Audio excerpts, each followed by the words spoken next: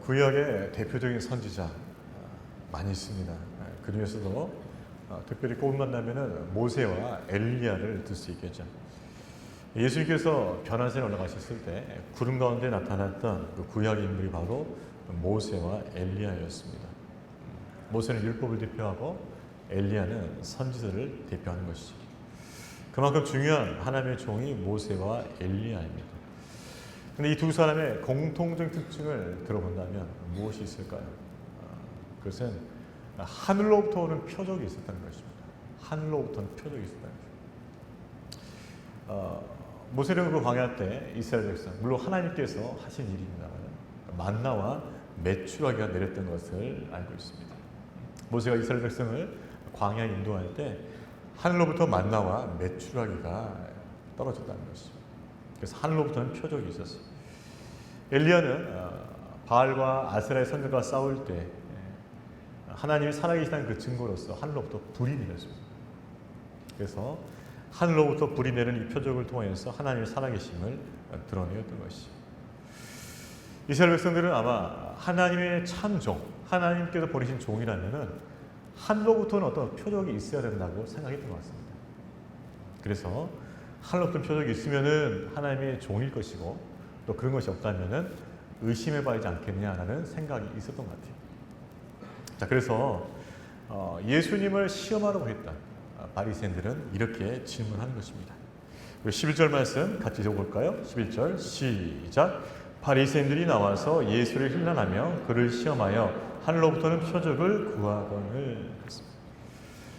당신이 하나님 보내신 종이라고, 하나님 보내신 메시아라고 주장하고 있는데 정말 그렇다면 하늘로부터는 표적을 보여달라는 것입니다. 하늘로부터는 표적을 보여달라는 것이죠. 사실 예수님은 그 당시에 병자를 고치시고 귀신도 쫓아내시고 많은 기적을 일으켜 주셨습니다. 그런 많은 기적들이 있었는데 그것들을 가지고서도 바리새인들은 만족 못했다는 거죠. 사실은 바리새인들은 그 마음에 예수님을 하나님 메시아로 받아들이기 싫어하는, 거부하는 그런 마음이 있었습니다. 그래서 사실 예수님께 많은 기적들이 일어나고 있음에도 불구하고 그것들을 인정하기 싫어서 또다시 하늘로부터는 표적을 구합니다. 하늘로부터 오는 표적이 있다면 당신을 메시아로 믿겠다는 것이죠.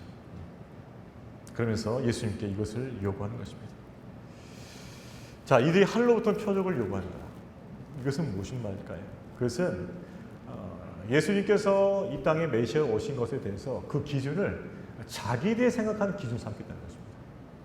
즉, 하늘로부터 표적이 있다 치면은 당신은 메시아 될 것이고 없다면은 인정하지 않겠다는 거죠. 근데 그 기준이 성경의 기준이 아니라는 거죠. 하나님의 메시아가 올 때 어떠한 일들이 일어날 것인가가 구약 성경에 예언이 되어 있습니다. 특별히 선지서에 보게 되면 예언이 되어 있습니다.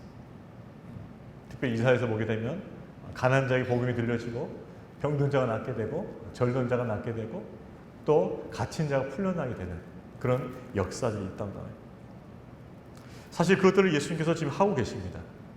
그래서 예수님은 구약 성경에 충실해서 메시아 사역을 수행하고 계시죠. 그래서 본인이 구약 성경에서 얘는 그 메시아라는 것을 증명하고 계시죠. 그런데 이 바리새인들은 그 구약 성경에 의해서 예수를 판단하는 것이 아니라 자신들이 갖고 있는 기준으로서 예수를 판단하는 거죠. 모세도 그랬지 않느냐, 엘리야도 그랬지 않느냐. 하나님의 종이라면 하늘로부터 뭔가 표적이 있어야 하지 않겠느냐. 나는 그것을 요구한다는 거죠. 말씀에 근거한 것이 아닙니다. 자신의 생각을, 자신의 판단을, 자기가 세운 기준이 그 기준을 가지고 예수님께 요구한다는 것이죠. 때로 우리가 신앙생활 하면서도 우리는 성경 말씀을 근거로서 신앙생활을 해야 될 것인데 우리는 때로는 자기 기준으로, 내 생각으로 신앙생활을 할 때가 있습니다. 내가 보기에는, 내 생각에는 이렇게 하는 것이 맞습니다라고 얘기하는 것이죠. 그러나 하나님 말씀으로는 그것을 비교하지 않습니다. 그러나 우리가 표준 삼아야 할 것은 바로 하나님의 말씀이죠.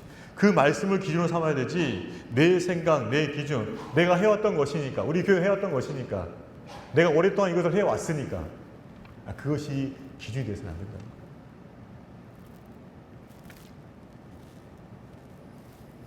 우리 신앙의 참 근거는 오직 하나님의 말씀입니다. 말씀. 그러니까는 말씀을 벗어나서 자기 기준으로 예수를 바라보니까는 뭔가 부족해 보이는 거죠. 그러나 말씀에 비춰본다면 예수님은 완벽하게 지금 메시아 사역을 수행하고 있습니다. 예수님 통해서 병든 자가 낫고요, 귀신된 자가 쫓겨나고 있고요, 많은 기적들이 나오고 있어요. 구약성에서 예언하는 그대로 가고 있습니다.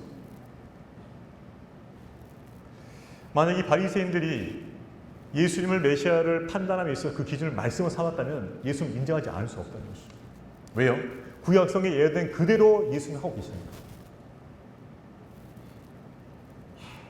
결국 무엇이 문제입니까? 예수님을 메시아로 인정하기 싫으니까 말씀보다는 자기들이 생각하는 기준을 가지고 예수님한테 그걸 요청하는 거죠.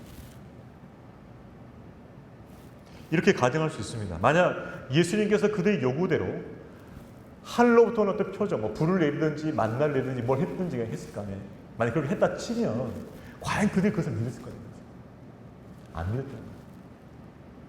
이 사람들의 목적은 어떻게 하든 예수님을 메시아가 아니라는 것을 증거하기 위해서 하는 거죠. 그래서 설사 예수님께서 하늘로부터 어떤 표적을 보였다 치더라도 거기서 뭔가 결함을 찾으려 했을 것이고, 아니면 또 다른 어떤 조건과 어떤 것들을 또 요구했을 거예요. 다만 자신들이 판단하기 위해서 기준을 만든 거죠. 그렇습니다. 우리가 신앙생활에 있어서 우리 신앙을 판단하고 다른 다른 분들의 신앙을 판단할 때 우리는 철저히 말씀의 근거에서 그것을 판단할 수 있어요.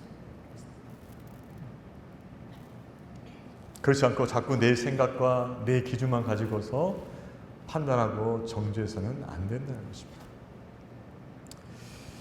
사실 예수님은 그들의 본질을 깨닫고 있었습니다. 그것은 바로 하나님의 아들, 메시아 되신 예수 그리스도, 자기 자신을 거부하는 악한 본성이라는 것을 이미 파악하고 계셨습니다. 그래서 이렇게 말씀하신 겁니다. 어떻게 말씀하셨을까요? 우리 12절 말씀도 같이 읽어볼까요? 12절 시작. 예수께서 마음속으로 깊이 탄식하시며 이르시되 어찌하여 이 세대가 표적을 구하느냐? 내가 진실로 너에게 이르노니 이 세대 표적을 주지 아니하려 하시고, 너에게 아무리 표적을 많이 줘도 너희 믿지 않을 걸 내가 알고 있다는 거죠.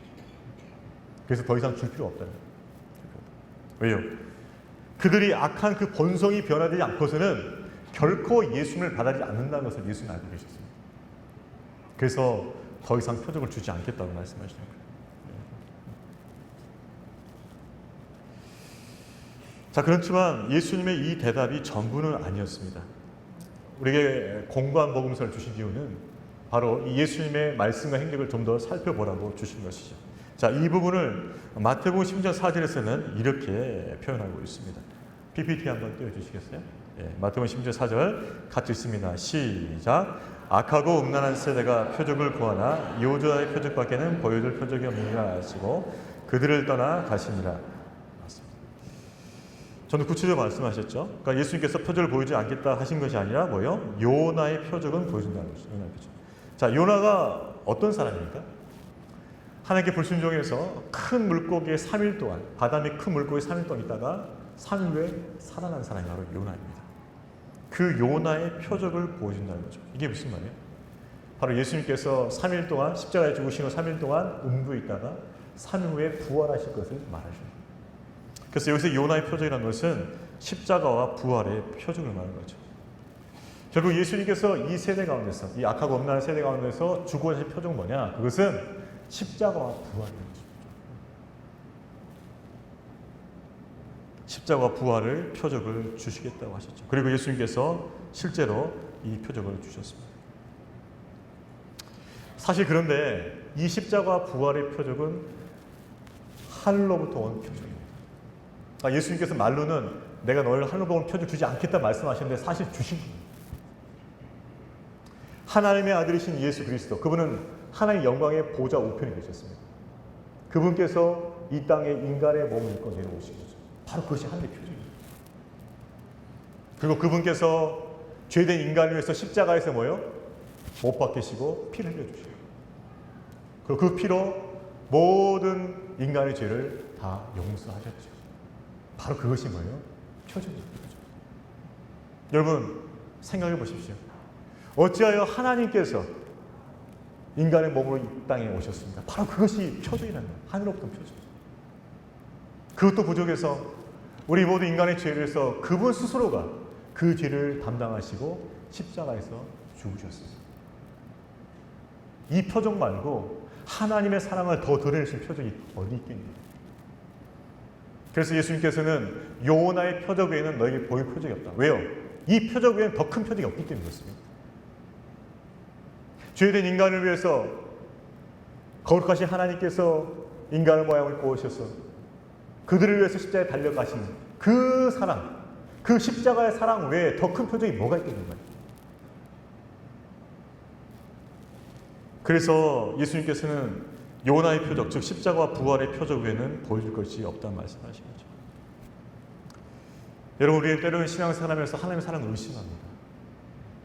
내가 계획했던 대로 안 되거나, 내가 기대했던 것이 안 주어졌거나, 내 삶이 어려워졌거나, 고난에 있거나, 힘듦이 당했을 거나,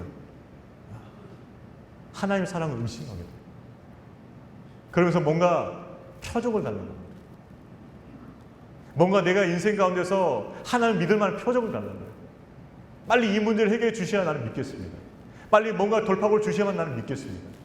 빨리 뭔가 기적적인 하셔야만 저는 믿겠습니다. 라고 표적을 요구한다는 거죠.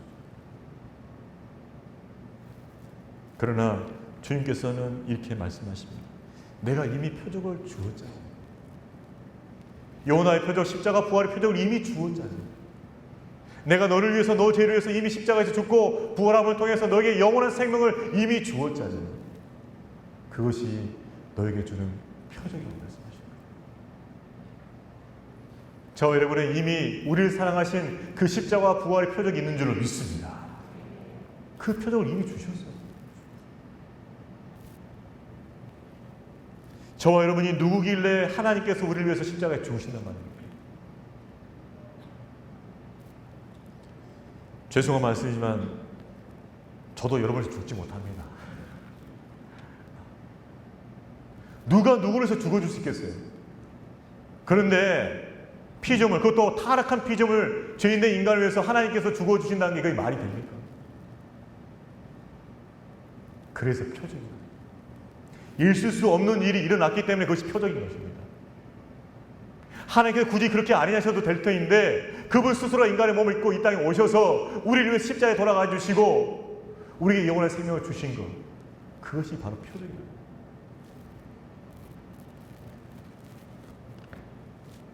그래서 예수님께서는 우리에게 십자가 그 부활의 표적을 주시고 믿으라는 것입니다. 더 큰 표적이 없어요. 더 큰 표적. 우리를 위해서 죽어주신 그 사랑 말고 더 큰 표적이 뭐가 있겠어요? 창조주가 피조물을 위해서 죽어주는 그 표적이 더 큰 표적이 뭐가 있겠어요?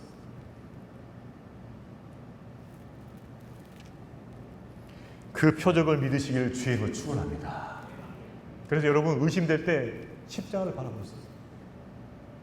내 죄를 위해서 대신 죽어진 그 십자가, 나를 위해 다시 사신 그 부활의 주님을 바라보시기 바랍니다. 그러면 우리 안에 산 소망이 생긴다는 것입니다. 저와 여러분이 붙잡아야 할 그 표적은 하늘로부터 내려온 십자가와의 그 부활의 표적인 줄을 믿습니다. 그거를 꼭 붙드셔야 돼요. 우리 옆에 분들 격려하시다. 십자가와 부활의 표적을 붙잡으십시오. 이미 보여주셨습니다. 네, 보여주셨어요. 그리고 그 삶을 함께 계셔야죠. 바리새인들은 의도적으로 이것을 요감을 통해서 예수님을 시험하려고 했던 것이죠. 그렇습니다. 자, 이런 바리새인들의 이 종교적 행태에 관해서 예수님은 이런 경고를 제자들에게 주시죠. 우리 15절 말씀도 같이 한번 읽어보겠습니다. 15절 시작.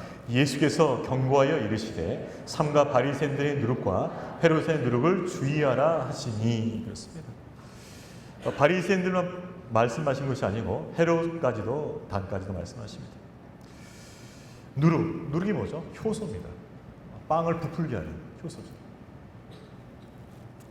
여기서 말한 것은 확산성을 말해요. 확산을 말하는 거죠. 즉 바리새인들이 가르치고 있는 그 교훈과 헤롯 왕이 가르친 그 교훈은 확산성이 있다. 확산된다는 거죠. 부정적인 의미에서 쓰고 있는 것이죠. 그럼 바리새인들의 교훈은 무엇이었는가? 그것은 율법주의, 형식주의입니다. 무슨 말이냐? 주어진 율법과 규칙에 목을 매는 거죠. 즉 보이는 열심을 강조하는 것입니다. 어찌하든 지키라는 거죠. 안식일 규정도 수백 가지 됩니다. 이걸 다 지키면 안식을 지킨 것이요. 부족한 거요. 안식을 제대로 못 지키죠. 손 씻어. 음식 먹게 반드시 손 씻어야 돼. 자신이 다 만드는 거예요. 자신의 생각과 기준으로서 수많은 규칙들을 만들어내면서 그것을 지키면은 의롭다 말하고 그것을 지키지 못하면은 경건치 못하다 말하는 거죠. 핵심은 이것입니다. 보이는 열심을 통해서 자기 의를 드러내는 거죠. 자기 의를 드러내는 거죠. 그러니까 보이는 그 열심을 통해서 본인 스스로가 의롭다는 것을 드러내는 거예요. 그것이 형식주의와 율법주의 특징이에요. 이 신학적 형태는 우리 현대에도 분명히 존재합니다. 이것이죠. 그러니까 교회에 와서는 열심을 하는 거예요. 열심히 봉사하고 섬기고 하는 겁니다. 진짜로. 근데 뭐냐? 그 안에 알맹이가 없는 거예요. 알맹이가 뭐냐? 하나님과 인격적 교제와 그분의 진리와 생명으로 채워진 신앙이 아니라는 거죠. 그분의 진리와 생명을 채워지지 않고 있어요. 그냥 껍데기만 일하고 있는 거예요. 보일 때는 괜찮아요. 보일 때는 열심히 써요. 보일 때는 정말 괜찮은 성도예요. 그런데 그 안은 텅 비어 있어요. 하나님의 진리가 없어요. 생명이 없어요. 하나님의 그 사랑이 담겨있지 않아요. 다만 보이는 것은 밖으로 보이지는 열심밖에 없어요.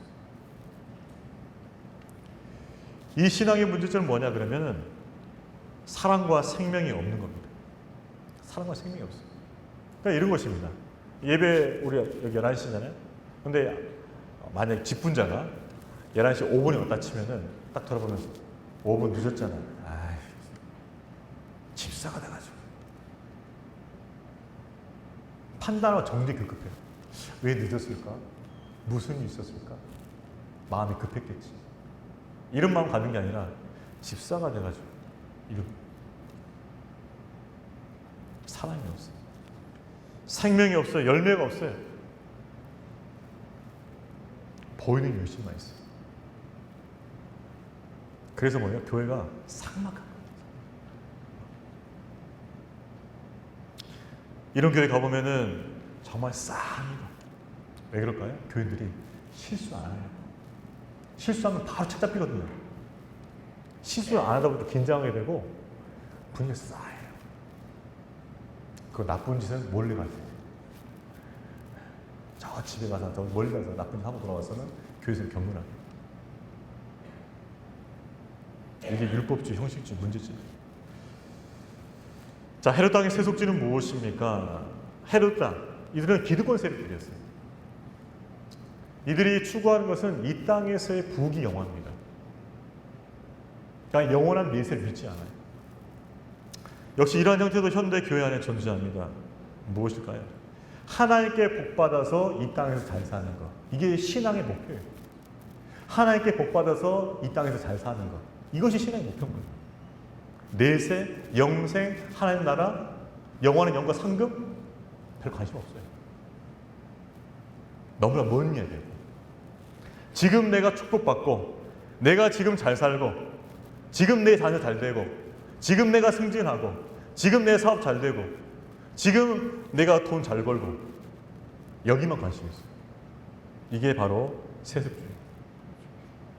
그럼 하나님을 믿는 이유가 뭐냐? 이 땅에서 복 받는 거. 이거 외에는 없다는 거죠. 자, 이 형식주의와 세속주의가 들어오게 되면 어떤 문제가 생기냐면 신앙이 병들게 돼요. 병든다는 게 이런 것입니다. 여러분, 사람이 병들면요 음식을 먹고 싶은 마음이 별로 없어요. 몸이 아프니까 별로 먹고 싶은 건 없어요. 안 먹게 되죠. 똑같아요. 신앙이 병들기 시작하면 은혜 받는 것이 그렇게 사모되지 않아요. 말씀을 먹고 싶지 않아요. 기도의 자리 찾지 않아요. 은혜 받고 싶어서 예배자가 나오지 않아요. 그저 해왔던 거 유지하고 싶을 뿐이에요. 왜요? 병들었어요. 더 이상의 어떤 영적 열심을 낼 수가 없어요. 하나님의 갈망이 없어요. 그저 무딘 마음인데 그저 신앙생활 유지하는 거예요.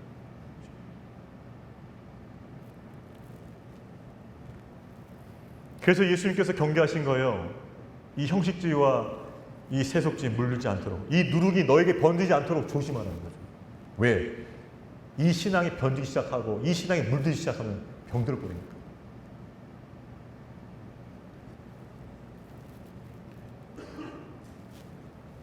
저와 여러분은 거짓 교훈과 이 잘못된 것들에서 벗어나서 참된 진리만을 따라갈 수 있기를 주의 이름으로 축원합니다. 그래서 예수님께서 제자들에게 경고하신 거죠. 여러분, 잘못된 신앙교훈의 영향력은 굉장히 심각해요. 교회사를 보게 되면 교회가 핍박 가운데 있을 때 물론 어렵습니다. 왜 핍박했습니까? 근데 핍박당할 때 잘 견디면서 신앙이 더 견고해져요. 오히려 견고해져 신앙. 굉장히 단단해집니다. 근데 문제는 뭐냐? 핍박이 지나고 나서 교회가 편해졌을 때 반드시 예외가 없어요. 반드시 거짓 선지자가 들어와요. 교회 안에. 예외가 없어요. 반드시 들어와요. 그래서 어떻게 하냐? 거짓 교훈을 퍼뜨려서 누룩을 만들고 교회를 분열시켜버려요. 이게 반복되는 거예요. 그 성도들을 미혹하고 그런 거죠. 그래서 거짓 교사들의 교훈은 성도들이 피를 받기보다 더 심한 해악을 끼쳤습니다. 왜 그럴까요? 핍박과 박해는 우리 믿음의 본질을 훼손하지 못합니다. 하지만 거짓 교훈은 믿음의 본질을 훼손시켜서 믿음을 무너뜨려버려요. 그래서 더 위험한 거예요. 거짓 교훈.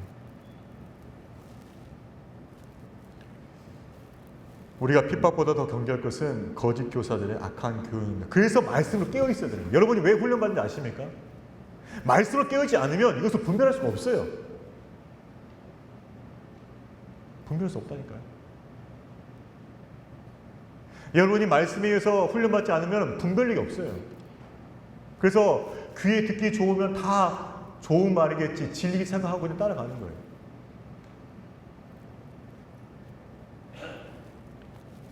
말씀을 통해서 분별할 수 있도록 훈련이 되는 거죠. 어떤 아버지가 한 자녀의 안타까움을 보았습니다. 이게 무슨 말이냐? 자녀가 나쁜 친구들하고 자꾸 어울리는 거예요. 거칠고 무례하고 폭력 일삼기를 좋아하고 나쁜 그 문화 속에 휩쓸려 다니는 그 애들과 한물에 되어서 돌아다니는 거예요. 그러니까 아버지 너무 걱정이 된 거죠. 그래서 이 아이를 교훈시켜야겠다 생각하고 잠깐 집으로 오라했습니다. 그래서 어떻게 했냐면 사과 6개 이렇게 딱 갖다 놓고 이렇게 완전히 다 익은 건 아니고 이제 익을만 한 사과 6개.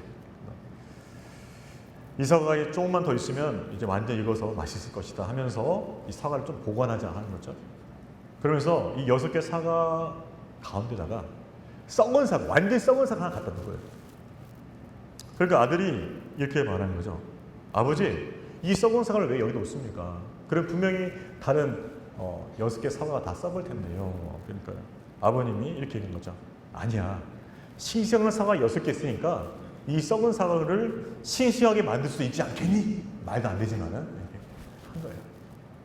그 아들이 아닌데 한번 따라하는 거죠. 아니다 하니까 7이 지났습니다.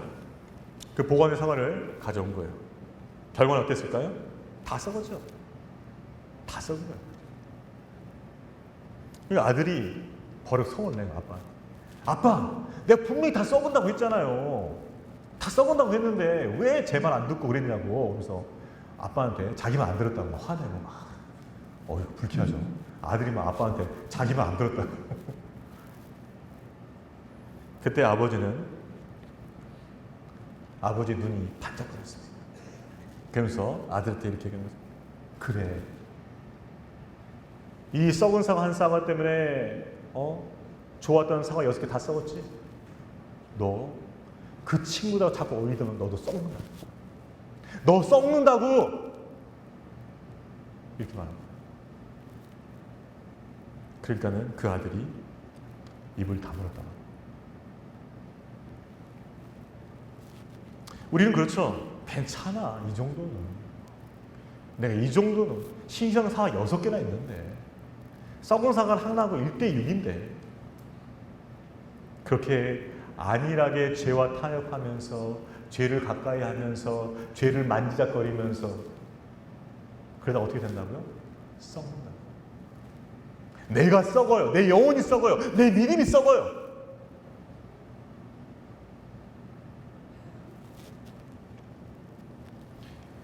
우리는 죄된 습관과 죄된 욕망을 쉽게 생각해서는 안 됩니다. 왜요? 그것은 누룩이에요. 잘못된 교훈, 그것들을 쉽게 생각하고 따라가면 안 돼요. 왜요? 그것들은 누룩이에요. 내 신앙을 갉아먹고 나를 썩게 만드는 거예요.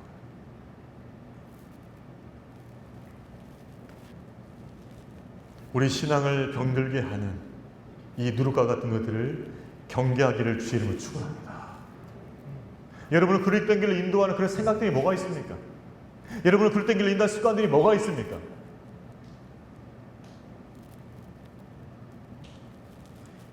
여러분을 좀 그릇되게 인도하는 거짓 교사가 무엇이 있어요? 여러분 귀에 속삭이는 게 뭐가 있어요? 이 정도는 괜찮아. 이번만 하면 돼. 다시는 안 할 거니까. 이 정도는 괜찮아. 이쯤은 괜찮아. 내가 이때까지 신앙을 사는 지 얼마인데 이 정도는 안 해도 괜찮아. 거짓 교사예요. 거짓 교사. 여러분의 믿음을 무너뜨리는 거짓 교사의 음성에 기울이지 말라는 거예요. 여러분, 여러분의 신앙을 대단한 거 생각하지 마십시오. 내 신앙은 견고하다고 생각하지 마세요. 언제든지 갉아먹을 수 있고 언제든지 썩을 수 있고 언제든지 무너질 수 있는 게 우리의 마음이고 우리 믿음이에요. 절대 안심해서 안 돼요. 싱싱한 사과 6개가 그 썩은 사과 하나 때문에 다 썩어버리잖아요.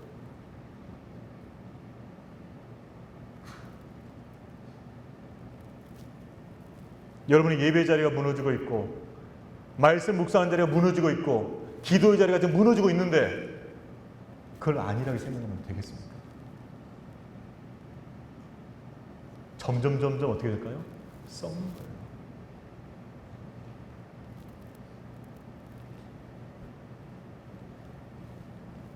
거짓된 생각이 들어와도 막아낼 수 있는 방어력이 없어요. 방어력. 그냥 뚫고 들어오는 거예요.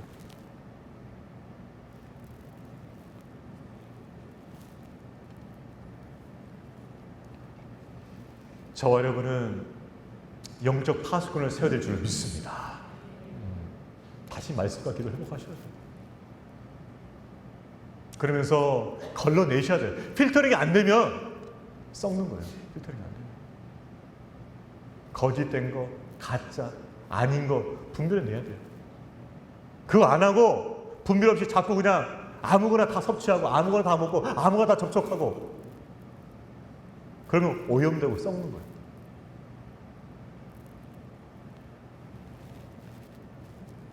우리 믿음을 건강하게 지켜갈 수 있기를 주의 이름으로 축원합니다. 여러분, 우리 옆에 분을 격려합시다. 거짓된 것을 분별하고 막아냅시다. 그냥 속지 맙시다. 분별하셔야 돼요. 그러니까 예수님께서 간곡하게 말씀하시잖아요. 너희들은 바리새인들의 그 누룩과 헤롯 땅의 누룩을 경계하라. 너희가 썩는다, 썩어. 근데 이것이 제자들에게 주신 말씀일까요? 오늘 우리에게 주신 말씀은 아닐까요? 얘들아, 그거 허용하면, 그 죄 허용하면, 그 잘못된 생각 허용하면 너 썩는다. 썩는다는 거예요.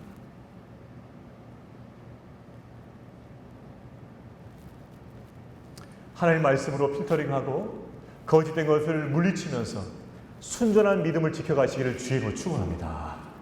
예수님 그걸 간곡하게 부탁하십니다.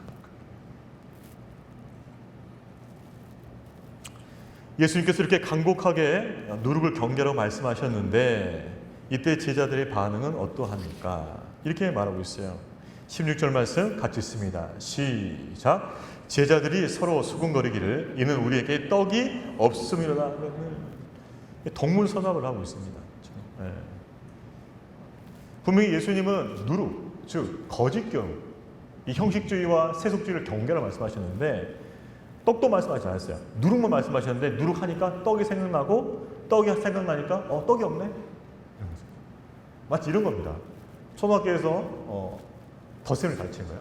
그래서 선생님이 애들아 사과 3개에다가 사과 2개를 더하면 몇 개지? 그러면 답이 뭐예요? 사과 5개 이렇게 되잖아요. 근데 어떤 아이가 선생님이 사과 3개 더하기 사과 2개면 얼마지? 딱 하는데 사과 3개 사과 먹고 싶다. 선생님 사과사 시장 갔다 올게요. 이런 게 돼버리겠어요. 전혀 3,000번 빠진 거죠. 3,000번.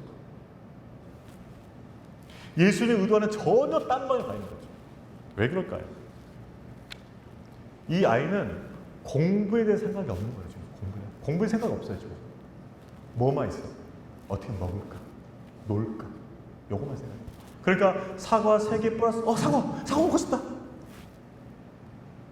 마음이 사과에 있으니까, 먹는 게 꽂혀 있으니까는 공부할 생각 안 하고 먹는 생각에 꽂혀 있는 거예요.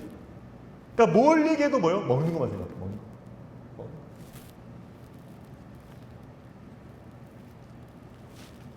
예수님께서는 분명히 거짓된 교훈, 진리와 반대되는 거짓된 교훈을 얘기하고 계시는데 정말 중요한 진리를 말씀하고 계시는데 떡이 없네. 전혀 엉뚱한 방향으로 가고 있는 거예요. 예수님은 너무나 답답하셨습니다.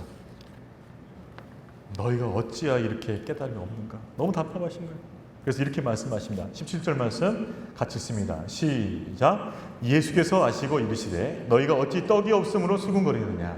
아직도 알지 못하며 깨닫지 못하느냐? 너희 마음이 둔하냐? 그렇죠?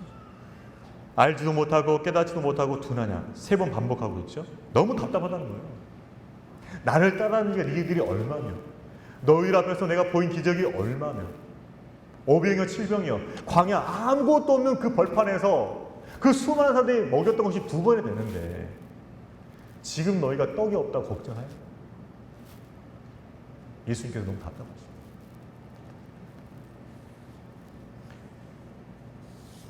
예수님께서 분명한 기적들을 많이 보였음에도 불구하고 여전히 그들은 떡에만 관심인 거예요.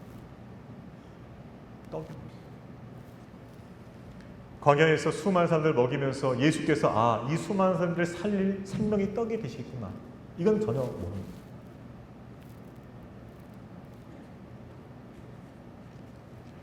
지금 떡이 없어도 분명히 예수님 계시니까 광야에서 식탁을 베풀었던 그 경험을 내가 알고 있으니까 내가 지금 떡이 없어도 필요하면 떡을 주시겠지.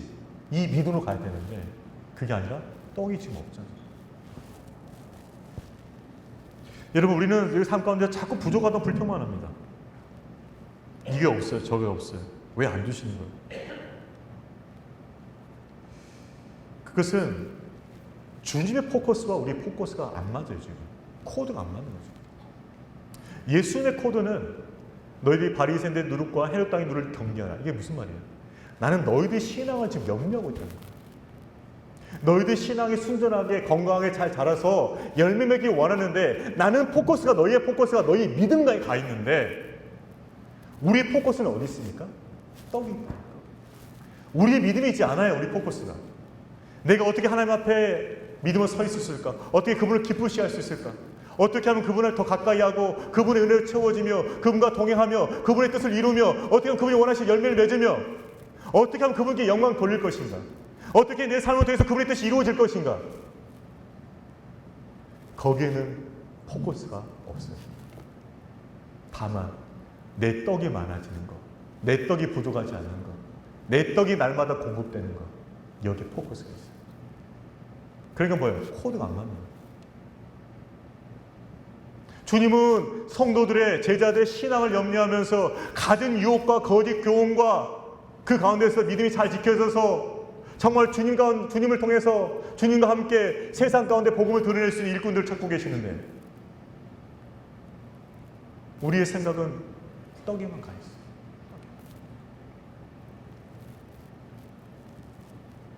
그래서 주님께 답답하시는 거죠. 아직도 둔하냐? 아직도 깨닫지 못하느냐? 예수님께서는 그 수많은 기적과 이적을 통해서 예수님이 어떤 분이신지 알길 원하는데 거기까지 가지 못하는 거죠.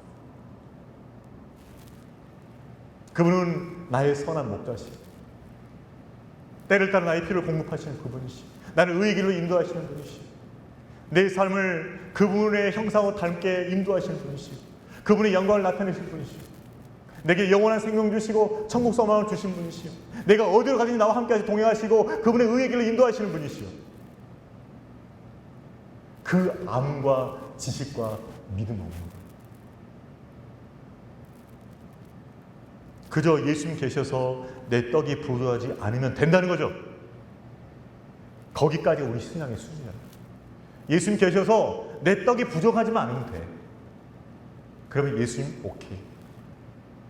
혹시 저와 여러분의 신앙이 거기까지 아닙니까? 예수님이 계셔야 할 이유가 내 떡이 부족하지 않게 해서 예수님이 계셔야 되는 거 아닙니까?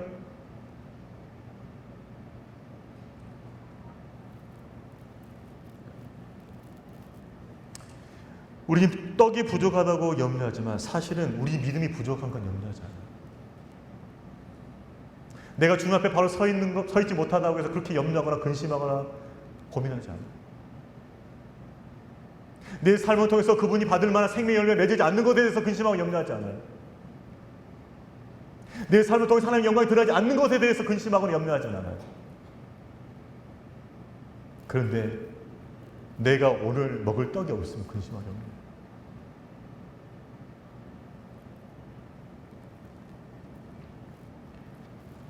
실상은 떡이 부족한 것이 아니고 우리의 믿음이 부족한 것입니다.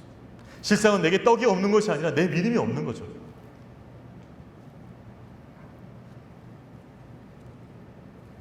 주님은 우리의 신앙을 염려하고 계십니다. 주 안에서 아름다운 의의 나무로 잘 자라서 열매를 맺는 그 신앙이 되어야 되는데 아예 그 꿈을 꾸고 있지도 않아요. 아예 그 꿈을 꾸고 있지도 않아요. 그런 나무가 되고 싶지도 않아요. 다만 떡만 있어야 돼요. 떡만.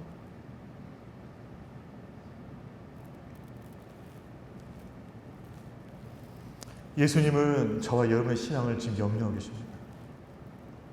아직도 깨닫지 못합니다.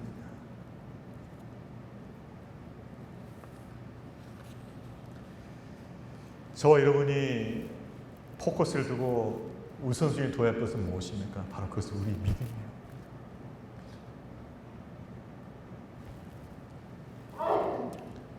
하나님 앞에서 여러분의 믿음이 아름답게 세워지기를 주의 이름으로 축원합니다.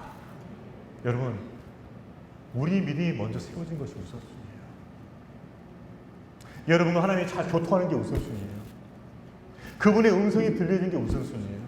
그분의 은혜와 생명을 채워지는 게 우선순위예요. 그분의 진리를 깨달아서 내가 그 길로 가는 게 우선순위예요. 내 소망이 하나님 나라 그 영광 되는 게 우선순위예요. 그리할 때 이 모든 것을 더해 주시는 그 은혜가 있는 줄로 믿습니다. 그것이 믿음의 삶입니다.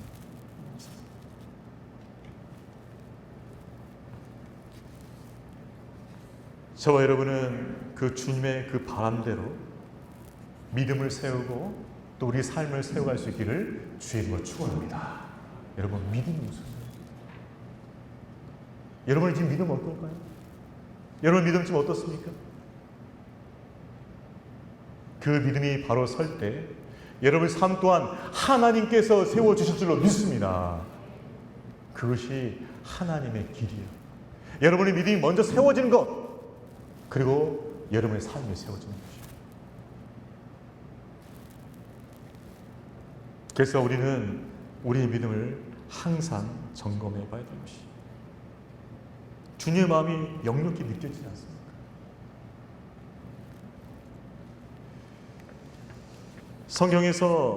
성경은 기자의 한 방법이 샌드위치 기법이에요. 무슨 말이냐면 핵심 내용을 가지고 앞과 뒤로서 이것을 빵으로 덮는 거죠. 오늘 본문은 이 샌드위치 기법을 사용하고 있습니다. 핵심 내용은 주님의 마음이에요. 제자들의 신앙을 역려하는 마음. 제발 바리새인들 누룩 조심해라. 헤롯 당도 조심해라. 너희들 믿음은 건강하게 잘 세워야 된다. 엉뚱한 거 눈 팔지 말고 순전한 믿음을 잘 세워서 하늘나라의 귀한 일꾼 되라. 그게 예수님의 마음이에요. 근데 이 마음에 붙어있는 이 빵들이 말라 비틀어집니다. 예수님이 시험하고 거역하고 표적주세요. 이런 말라 비틀린 빵이 또 하나 있고, 또 하나 빵은 뭐예요? 예수님과 전혀 포커스를 못 받죠. 메마른 빵이에요.